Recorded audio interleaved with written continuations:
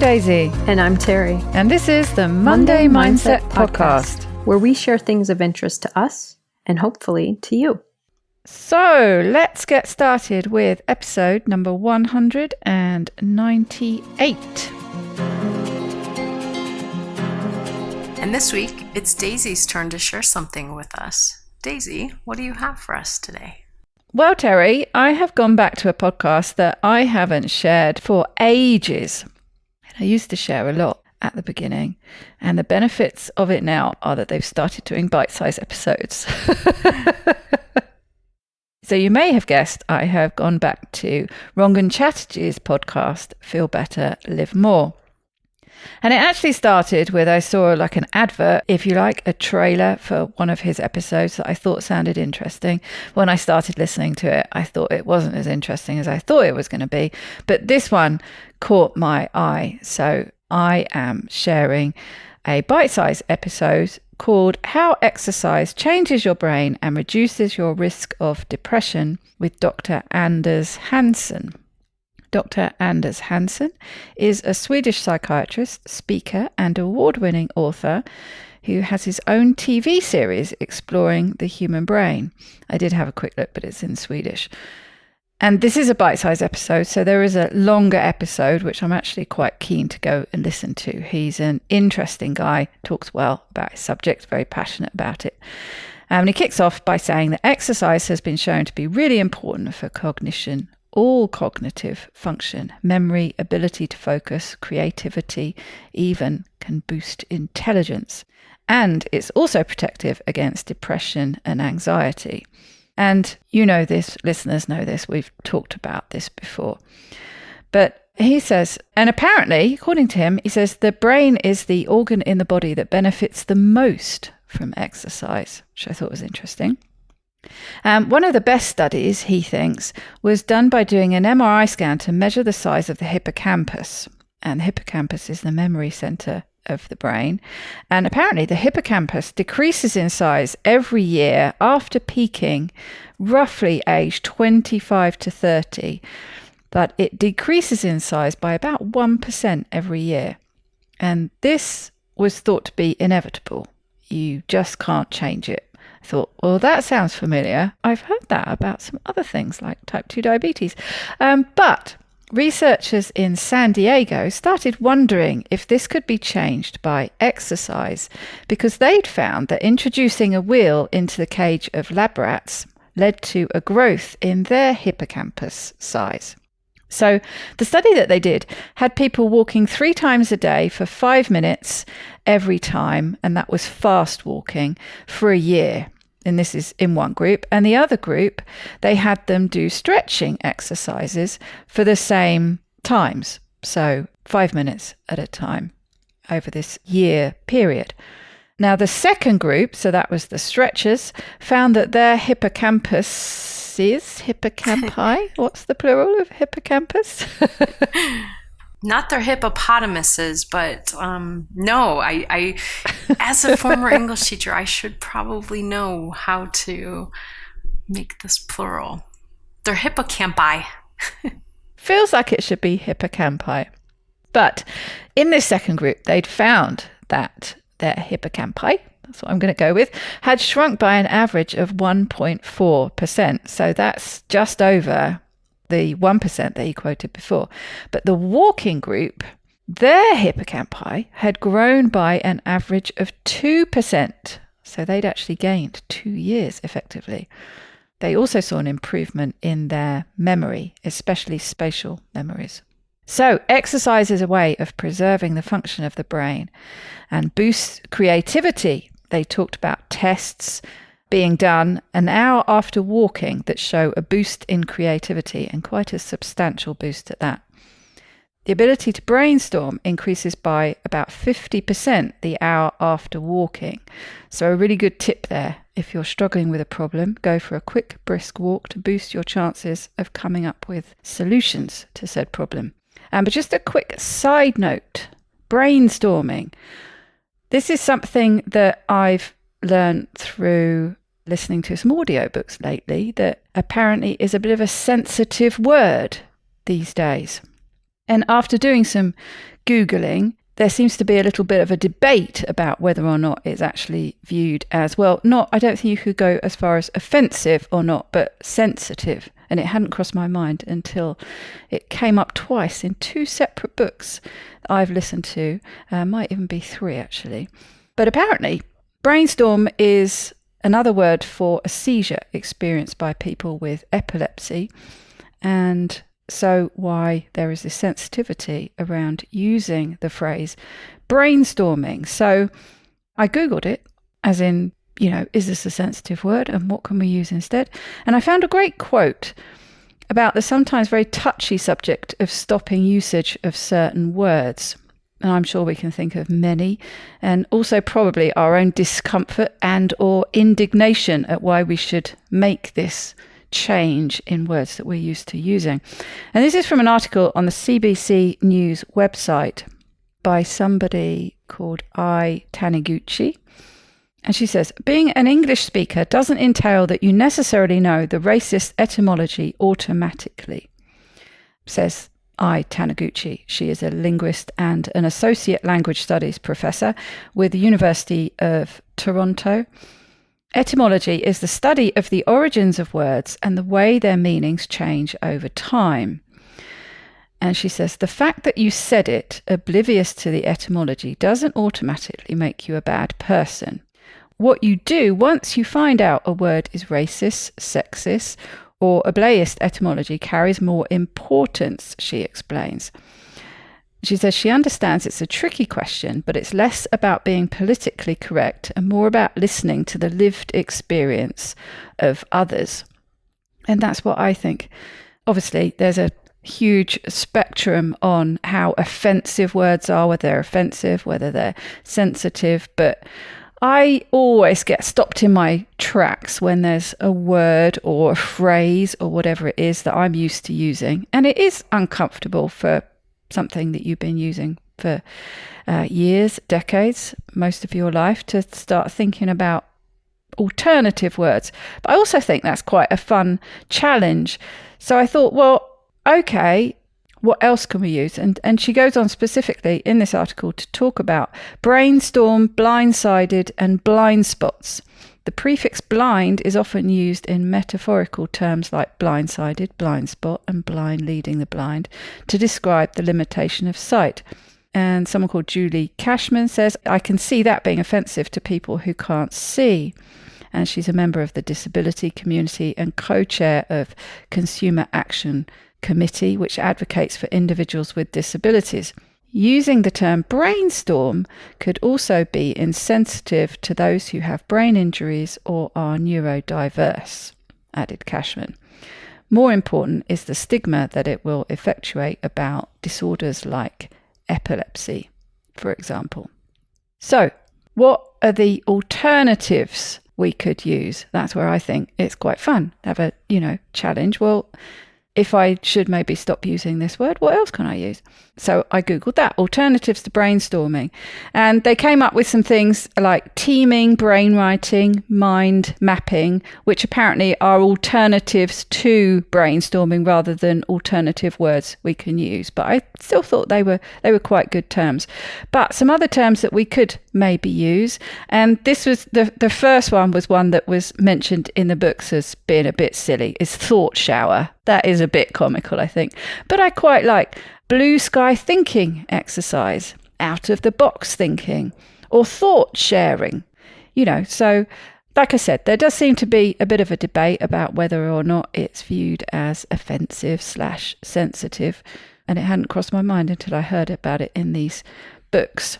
But there you go, just a little aside there. You know what I'm like about, I get to thinking about these things when it comes up. I don't like the thought of upsetting people unnecessarily by using a word. So why not come up with a different word for it if it upsets some people? Anyway, back to the podcast. So Dr. Anders asked himself, why is it that exercise is so good for the brain when we don't really need our cognitive functions when we go running, for example?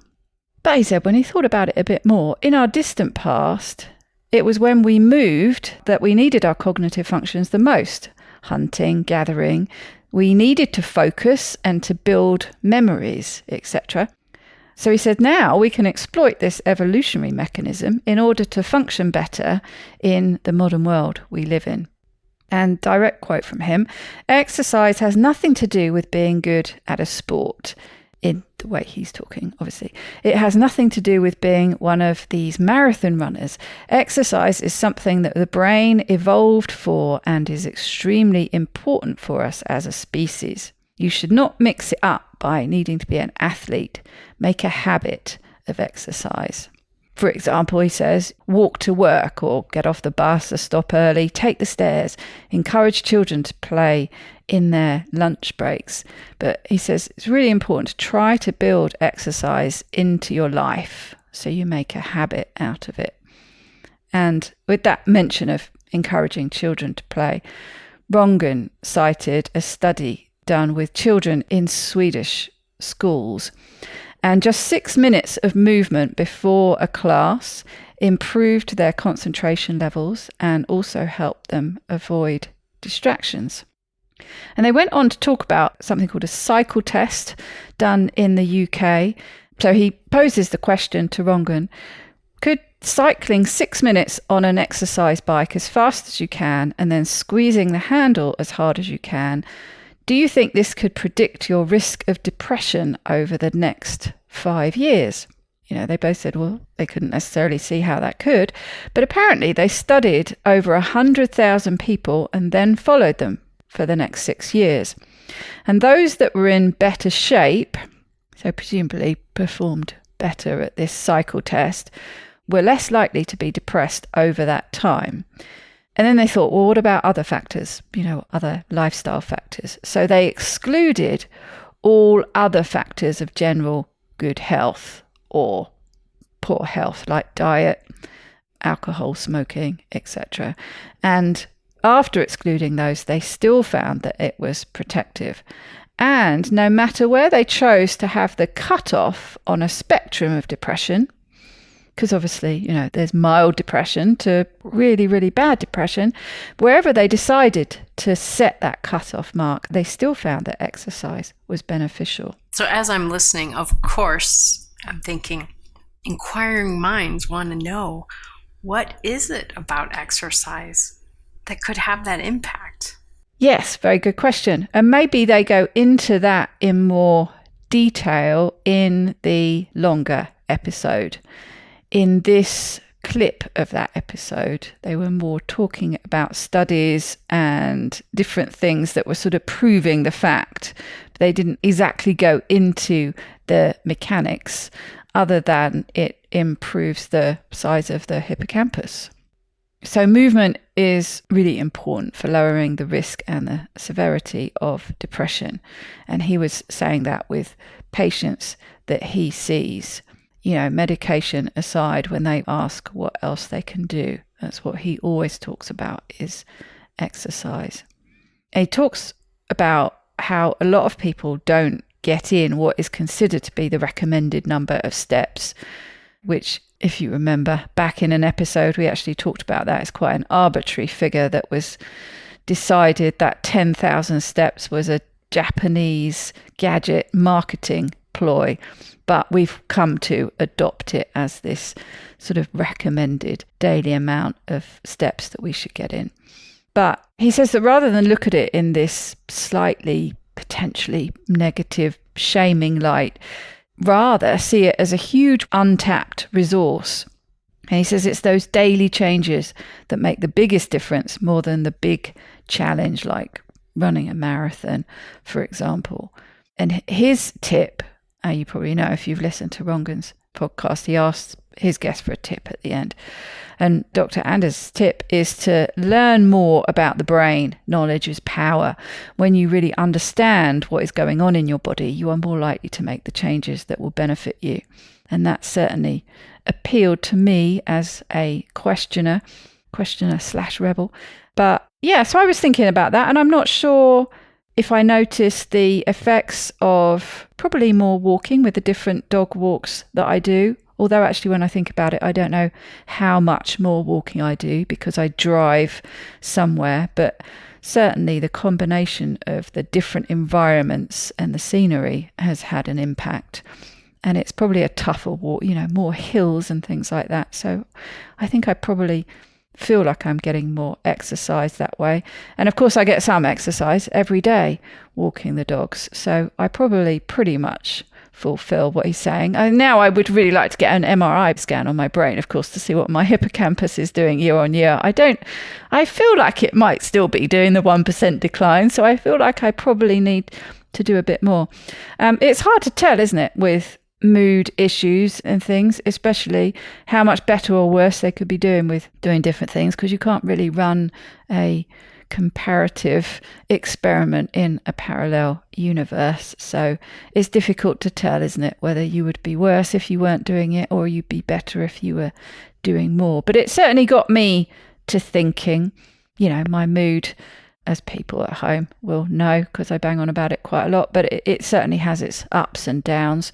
And so anything maybe that I could do to help even that out a bit, it just got me thinking again about I need to think a bit more about exercise, doing more exercise, doing some different things, maybe doing a bit more vigorous exercise. And I was wondering if you'd noticed a difference with all this skiing you've been doing, because you go twice a week on average, and there must be quite a lot of exercise that you do in those days. I wondered if you'd noticed any difference in all the things that he talks about. Well, I haven't noticed my hippocampus bulging out of my head or anything, but I definitely think, and not only currently with the skiing, but I think just at various times in my life, when I've been more consistently active, lots of things feel better physiologically, but also mentally, emotionally.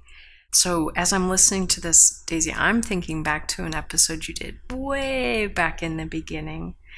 And I have a video still from it that I share once in a while. And there was a couple in the video, the husband who had quite a bit of depression, and the wife convinced him to learn how to dance. Do you remember that video? I don't remember that. It's unusual for me. I usually do remember, don't I? Hippocampus is shrinking. I can't remember. They might be Chinese, but the husband was really struggling with depression and was really unable to do much of anything. And the wife got him to start dancing, and they dance amazingly well together. It's so fun to watch. Oh, no, I do vaguely remember that. Yeah, and they do it. They're usually doing it outside. Uh-huh. Yeah. And so instantly I thought, well, there's lived evidence right there. They weren't part of this study, but it's such a great example of the movement and things. Plus, I assume with their example, they had more quality time together. The whole time in the video, he's smiling, enjoying himself, and obviously they're very physically active in this dancing. So I'm kind of going back and reflecting. I can't say that in these past couple months with the skiing that I could definitely, rate overall differently, but I even feel like my overall energy levels are better. Yes, I'm tired when I get home, but I think I wake up a little more energized in the morning, have more, I would say in some ways have more motivation, which could be brain related. I'm going to have to start paying more attention to that and see how it affects me. I just know overall, big picture, I am always in a better place when I'm doing something active on a regular basis, not just once in a while. But, I've gone through periods of time where I was running, I did a half marathon, times when I was walking consistently, fast-paced, several miles a day.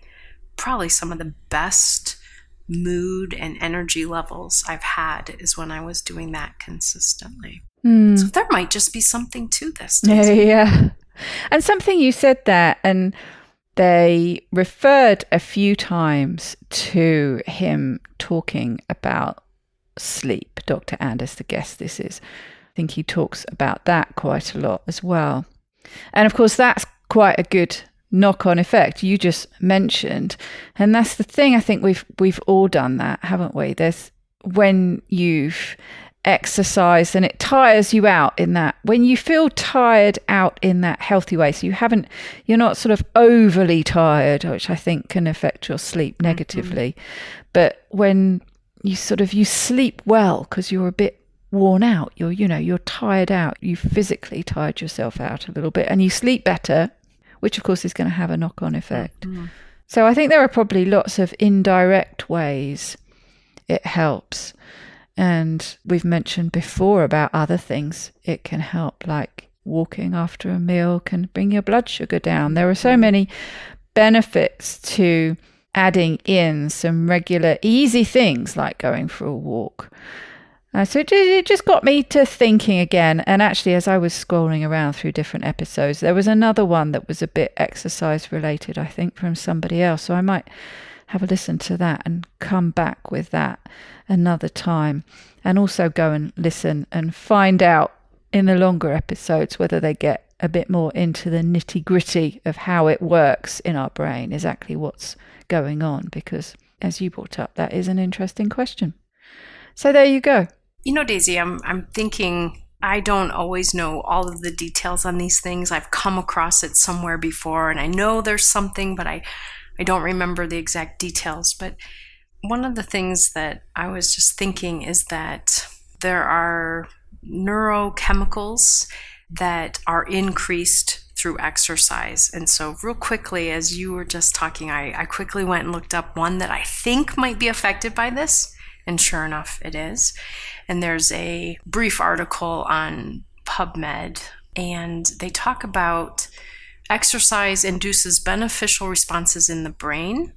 And one reason being is that it increases BDNF, which, again, this starts to get into science that's a little above my pay grade, but increases cognitive activity in the brain as far as learning, memory formation, as you mentioned with this article or this study that he talked about, improving our memory, improving our cognitive abilities.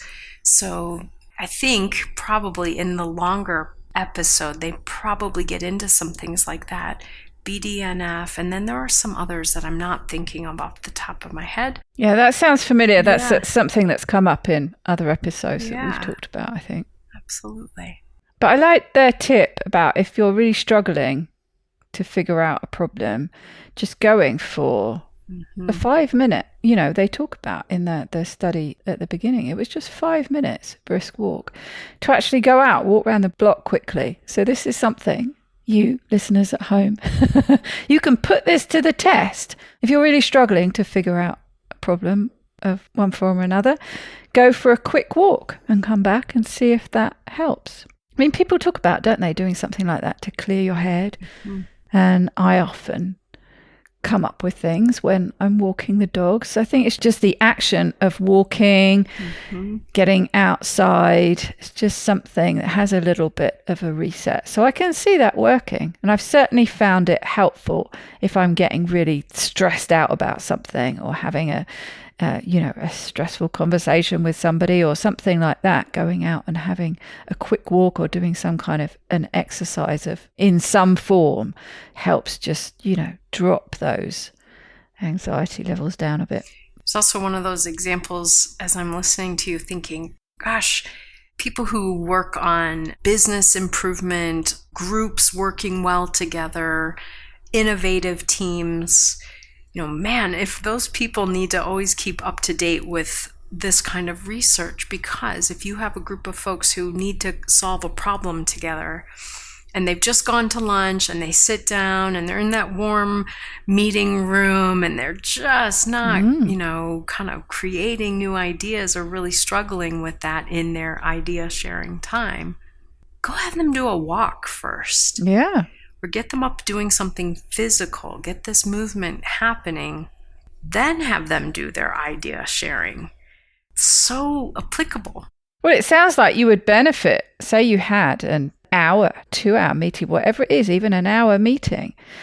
If you lost the first 5 minutes, but I bet you'd probably gain more than that by the improvement, by the sounds of it, such a significant improvement in how well they would perform. Yeah, so there you go. Top business There we tip. go. Send everyone out for a brisk walk around the block before they have their thought sharing meeting. That's what I'm going to go with. I think thought sharing is a good alternative to brainstorming. And I love this episode, Daisy, because nothing about what you shared is overly complicated as far as, oh my gosh, I have to do this much exercise at this time of day and do it in such a way. And then I have to, there's not all these kind of additional requirements on it, just getting the movement going. And it could be something as common practice as walking, or it could be something more intense. And for some of us, we think of it as kind of all or nothing. Either I'm going to do nothing, or I'm going to go do this very intense workout every day, or I have to be on this team, or I have to run this marathon, versus just incorporating some movement in your daily routine can be so impactful. And it doesn't have to be intense, and it doesn't have to require a lot of gear and supplies. You and I have been talking about the amount of gear and clothing and things required for skiing. It's insane. But it doesn't cost me anything to go walk. It doesn't cost me anything to stand in the kitchen and do some squats while I'm waiting for my coffee to brew. So very applicable. Everyone can start doing these things right now. Even if you never listen to the longer episode, you've got these tools at hand. Yeah, there you go. Okay, well, you know what I'll be doing between now and the next week when we meet again. But until that time, I hope you have a very wonderful week. Take good care, everybody.